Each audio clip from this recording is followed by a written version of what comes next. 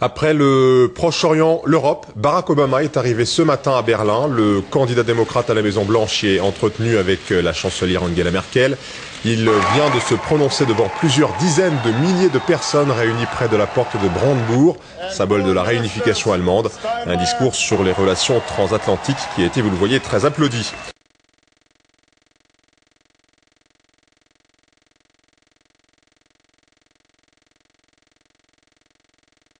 Le candidat démocrate à la présidentielle américaine Barack Obama est arrivé à Berlin. Il a finalement prononcé son discours, non pas devant la porte de Brandebourg, qui est symboliquement le lieu où seuls les chefs d'État s'expriment, mais au pied de la colonne de la Victoire. Sur place, Jérôme Bonny et Juliette Ria. C'est une ovation de près de 500 000 personnes qui saluent Barack Obama à son arrivée sous la colonne de la Victoire. Tout le centre de Berlin est noir de monde. Obama aurait souhaité que le podium soit installé là-bas, sous la fameuse porte de Brandebourg, mais la chancelière allemande s'y est opposée, rappelant qu'il n'était que simple candidat. Mais avec une foule énorme, venue pour écouter un discours très attendu sur les relations transatlantiques. L'Amérique n'a pas de meilleur partenaire que l'Europe.